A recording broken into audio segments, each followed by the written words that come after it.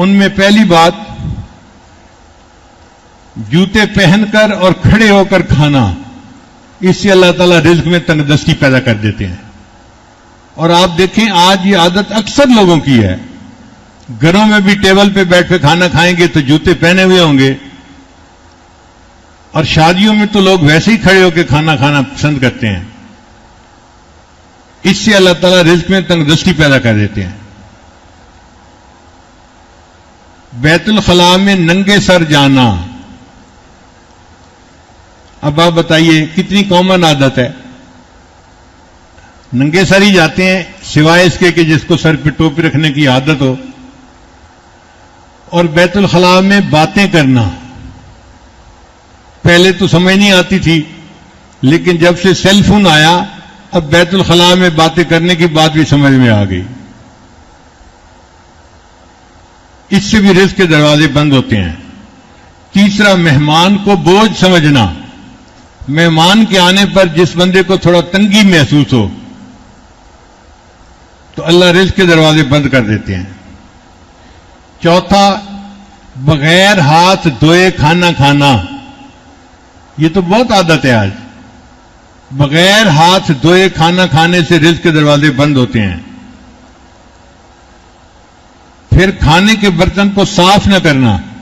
کھانا تو کھا لیا اور جو بچا ہوا ہے بس وہ اسی طرح چھوڑ دیا. پلیٹ کو صاف کرنا سنت ہے. پھر مسجد میں آ کر دنیا کی باتیں کرنا. جو بندہ مسجد میں آ کر دنیا کی باتیں کرے اللہ اس کے رزق کو تنگ کر دیتے ہیں. پھر 7واں نمبر ہے فقیر کو جھڑکنا. فقیر کو جھڑکنا بہت بڑا گناہ. آپ نہیں دے سکتے تو اس کو پیار سے کہیں کہ بھئی آپ آگے چلے جائیں. ڈانٹ ڈپٹ کرنے کا کیا مطلب ہوتا ہے؟ جو فقیر کو دیکھ کے تیوریاں چڑھائے، شکل بنائے اور اس کو بھگائے، اللہ اس کے رزق کو تنگ کر دیتے ہیں. پھر مغرب کی نماز کے بعد بغیر عذر کے سونا. کوئی مریض ہے یا کوئی عذر ہے وہ تو الگ بات ہوئی، کئی لوگوں کی عادت ہوتی ہے، تو مغرب کے بعد اگر سونے کی عادت بنا لی جائے تو اس سے رزق تنگ ہو جاتا ہے. پھر فرض نماز کو قضا کر دینا، اس سے بھی رزق تنگ ہو جاتا ہے. 11واں نمبر ہے جھوٹ بولنا. جو بندہ زیادہ جھوٹ بولے گا اس کا رزق تنگ ہوگا. اور اگر آپ دیکھیں کہ اس کے پاس پیسہ بھی بہت ہے تو سمجھ لیں کہ یہ حرام کا مال ہے، جھوٹ بول کے کمایا گیا ہے، حلال کا مال نہیں ہے. پھر گانے بجانے میں دل لگانا. جن کو گانے سننے کا شوق ہوتا ہے، ہر وقت موسیقی لگی رہتی ہے، اس موسیقی کی نحوست کی وجہ سے بھی اللہ رزق کے دروازے بند کر دیتے ہیں. اور ایک ہے اولاد کو برا بھلا کہنا. یہ بھی عجیب بات ہے. کئی ماں باپ اولاد کو ہر وقت ہی برا بھلا کہتے رہتے ہیں. جو ماں باپ ہر وقت اولاد کو برا بھلا کہتے رہیں گے اللہ ان کے رزق کو تنگ کر دیں گے.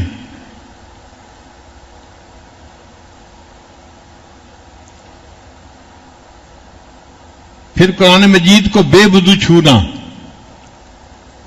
قرآن مجید کو انسان جب بھی ہاتھ لگائے تو باوضو ہونا چاہیے.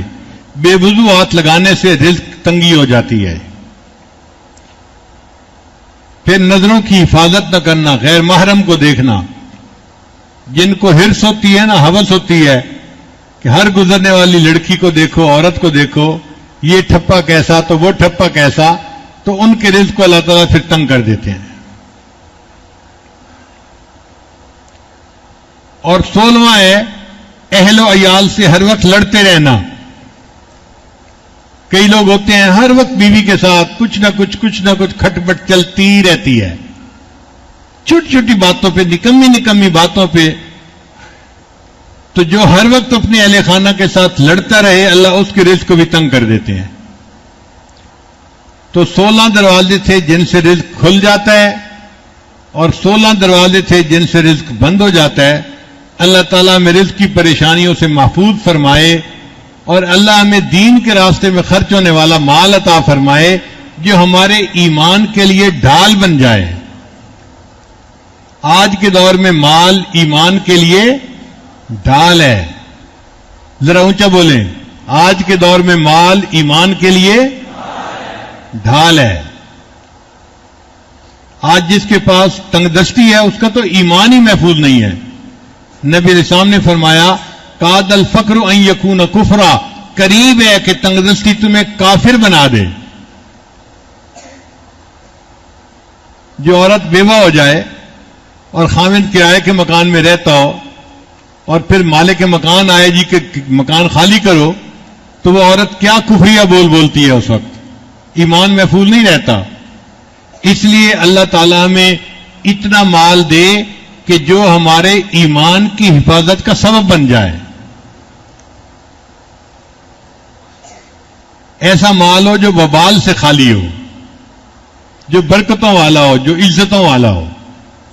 اور اس بجٹ کی رات آج ہے، آج اللہ تعالیٰ یہ سب فیصلے فرمائیں گے اور یہ فرشتے پھر آئندہ کے لیے فرشتوں کے حوالے کر دی جائیں گی۔ تو آج کی رات کی اس دعا میں خصوصاً اللہ سے خوب رو رو کے اپنے گناہوں کی معافی مانگیں، اپنے رزق کی آسانی کے لیے دعائیں مانگیں، اللہ سے بیماریوں سے پناہ مانگیں، پریشانیوں سے پناہ مانگیں۔ اللہ تعالیٰ آج کی رات کو ہمارے لیے مغفرت کی رات بنا دے۔ وآخر دعوانا ان الحمد للہ رب العالمین۔